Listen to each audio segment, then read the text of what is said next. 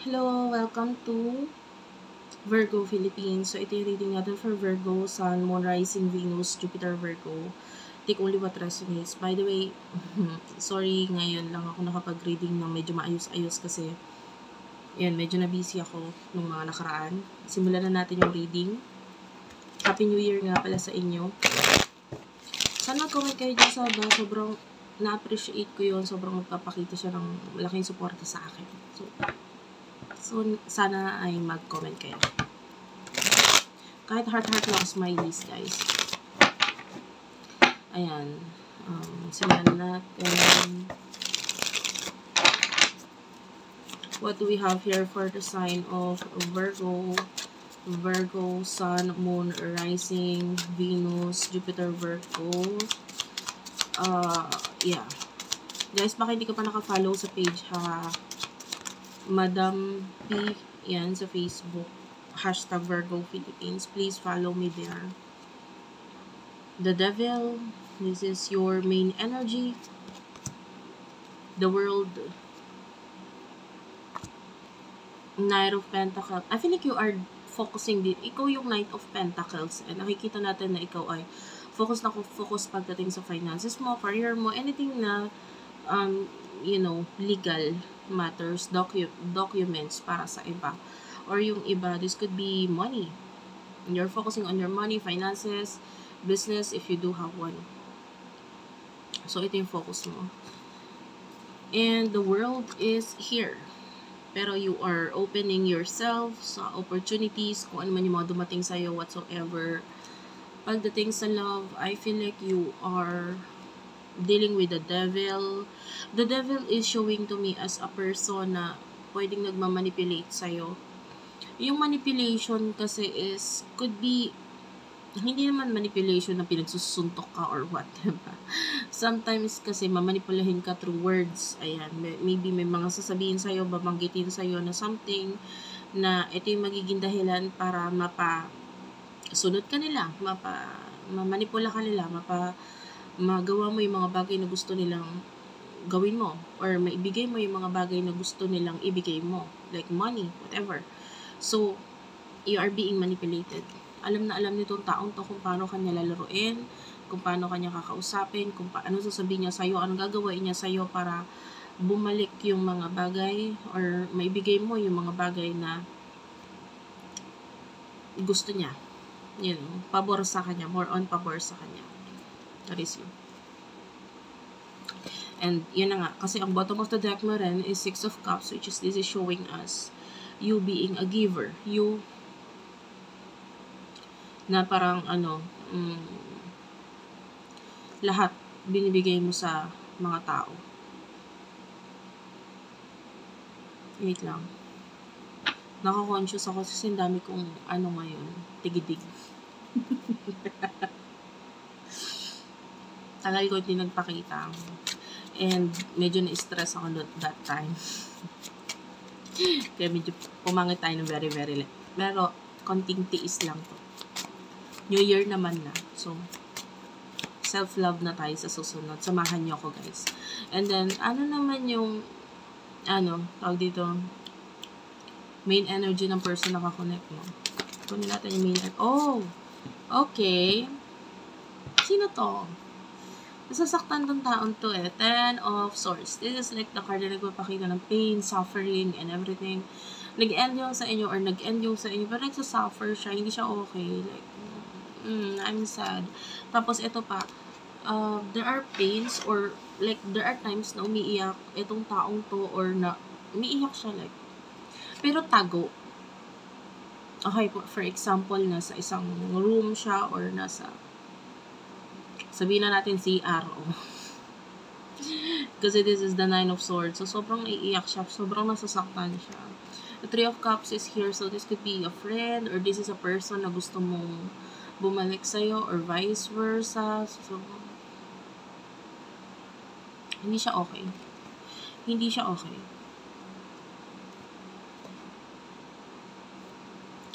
So, anyway, nagsasuffer tong taong to, but I feel like hindi kasi siya open na tao. Siya yung tipo ng tao na nagsasuffer siya, pero siya yung nasasaktan sa ginagawa niya or hindi niya ginagawa towards you. Yeah, so may ending na nangyari or nangyayari sa inyo. But I feel like ikaw, nung nagkaroon ng ending, mas nag-focus ka kasi sa not with the devil, but mas nag-focus ka with the world.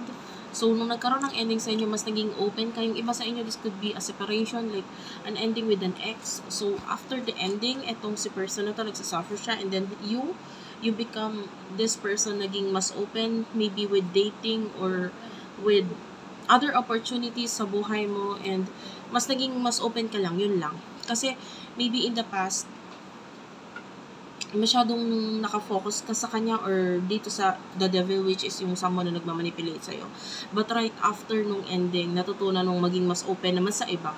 You know, mga bagong opportunities, bagong options, you know what I mean? At tapos itong person na ito nagsasuffer siya, gusto niyang bumalik ka or gusto niyang magkaroon ng reconciliation sa inyong dalawa. But, yeah, pwedeng hindi niya pa ino-open yun. But anyway, ano yung emotions niyo sa isa't isa? Namiss ko kayo, guys. Lalo yung comment niyo. Totoo ako sa mga comment. Saan mag-comment kayo sa baba? Binabasa ko yan. Lalo ngayon, tagal ko hindi na reading ng ganito. Kasi sabi ko naman, matagal ko na binabanggit yun sa mga nanonood na sa akin. Iba yung pakiramdam pag nagre-reading ako ng ganito, nakikita ko yung mukha ko. Technically, mukha ko naman nakikita ko dito, pero yung energy nyo, mas nakukuha ko ng ganito. Okay? So, emotions ninyo sa isa't isa ng taong ito. And, kumpara sa pag nasa table yung camera. Oh, you have already moved on. Okay, yung iba sa inyo, naka-move on ka na, okay ka na with the Six of Swords, okay ka na, you're moving on, maybe you are allowing na may mga taong tumulong sa'yo na maka-move on, or other people, like new connections. I mean, it doesn't matter. So, nakikita natin, either naka-move on ka na, or tinutulungan mo yung sarili mo na maka-move on, kung hindi ka pa naka-move on completely. Pero, you are being honest with yourself, with the justice here, Libra energy, so nagiging honest ka sa sarili mo ngayon, what is, malapit-lapit sa katotohanan, or you know, you are just facing the reality as it is, no? Kasi maybe in the past masyado ka nag-focus sa soulmate connection or spiritual connection whatsoever, but ngayon mas focus ka na lang sa ano ba yung mas close sa realidad, diba? Ano ba yung makatotohanan? And you do have the Seven of Wands, so this is you developing your skills, developing yourself, and with the Eight of Pentacles, yeah, you're working hard, focusing sa trabaho, career, etc. And I can see new love coming here with the Knight of Cups, so dito ko na lang nag-focus, maybe new love, new connections, etc. Okay. Medyo nilalakasan ko yung boses ko, or medyo lumalapit ako sa camera kasi umuulan sa labas, so hindi naman siya talagang malakas na ulan, pero bumubugso-bugso. So, para ano. If ever that you're dealing with new people, nakikita natin hindi ka rin naman nagmamadali. Basta meron lang. Alam mo yun, parang, okay. May mga dumadating, pero hindi ka para nag-separate kayo, makikipag-relationship ka agad sa iba. So, hindi naman ganun. So, ano yung emotion ng taong ito towards you? Okay, I will take this. Oh, this person really do admire you. Gusto ka niya. The Empress is at the bottom of the deck. So, ito yung pwedeng hindi niya masabi sa'yo na gustong-gusto ka niya, and the Hanged Man. Actually, itong person to parang naghihintay siya, pero hindi natin alam kung ano hinihintay niya. So, with the Sun, so, this person, ikaw yung nakakapagpasaya sa kanya, ikaw yung, like, kung nasan si Sun, doon yung spotlight. So, yung spotlight niya is nasa iyo sa ngayon. So, nakikita ka niya, napapansin ka niya, na-attract siya sa'yo, like, you are in the spotlight. Imagine yourself na parang imagine both of you na nasa complete darkness. Ganyan. Tapos biglang pinlashlightan ka bigla. So parang ganun, biglang napatingin siya sa'yo. So yung focus niya is nasa sa'yo. And, don't get me wrong, kasi kahit gusto ka niya, pero hindi naman siya gumagawa ng action regarding kung paano sasabi or mabibigkas or maipapakita itong pagkagusto niya sa'yo kasi but definitely nagsasuffer siya ngayon. So what will happen in the near future for the both of you? In the near future for the both of you.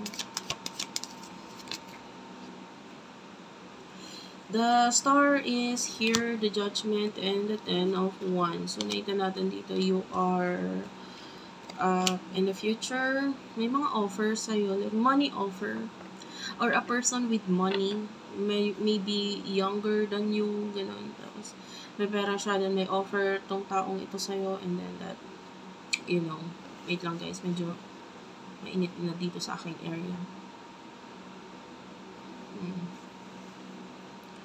So anyway, a person with money, parang this person makikipag-usap siya sa'yo to tell you, to give you, to offer you something. And I feel like the 10 of wands, tinatry mo pa rin ayusin or i-fix yung sarili mo in the near future. I feel like you are more focused sa mga responsibilidad mo, mga dapat mong gawin sa buhay mo. Like, kinokollect mo yung sarili mo. Like, inaayos mo yung sarili mo, everything na dapat ayusin mo. And the star is here, so you are focusing sa iyong goals, and you are the emperor, you're building your own empire. Like, maybe in the past, ikaw yung tipo ng tao na feeling mo, hindi mo kaya na ikaw lang, or gusto mo, mas maganda na may tutulong sa'yo, or may someone na magiging, like, a partner, or a friend, or someone. Like, hindi ka naging ganun kabilib sa sarili mo.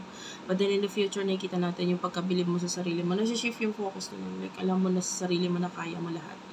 And yeah, a lot of connections pagdating sa social media or internet, emails, is paparating sa'yo. So in the near future, pagdating sa person na nakakonect mo, the star, sorry, this is not the star. This is the Wheel of Fortune. Malaking pagbabago dito, like,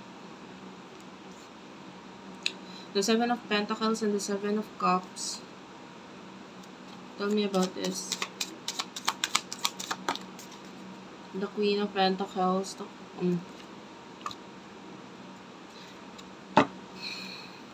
One last card.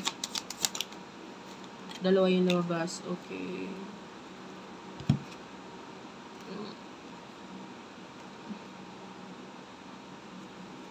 Gusto ko i-clarify yung 7. I mean, may ano na dito, angel number 777. What's with the 7 of, and ano pala? Wala, 777. What's with the 7 of swords? Ace of wands, the Fool. Oh. I mean, I can see a person na in the future, aalis siya sa kanyang responsibilidad, like may mga obligasyon siya, naiiwasan, aalisan. And I feel like the Wheel of Fortune, that's a big change para sa kanya. This person, I can see possible pagka-travel, new beginning, or a new person is going to travel. This could be a new person na magta-travel and, you know, na mamasyal. And this could be an adventurer, someone who loves to travel. And, but anyway, yung iba sa inyo, this is not just one person na pinag-uusapan natin. Could be two person na, I mean, etong mga taong to, they are coming at you. Like, papunta sila sa'yo. And then, etong person, may nakikita tayo ditong person na parang paalisan niya yung responsibilidad niya, ayaw niya dito. And then, itong person na to is like, going home kind of energy. So, pwedeng pareho kayo ng tahanan. Or you are like his or her home. Nararamdaman niya yung feeling na ikaw yung home niya, yung comfort niya. Or maybe you live the same country or the same kababayan, ganun. And then this person is coming home sa kanyang mother or mother figure, Queen of Pentacles. But I just can see a traveler here who is about to come to your life, parating sa buhay mo. I feel like this person is going to, you know, a connection na medyo mas matibay ang paparating sa'yo. Whether this is a past person or a new person, it doesn't matter. Basta siya ay traveler na paparating sa buhay mo. So, thank you for watching. I love you all, guys, and bye-bye.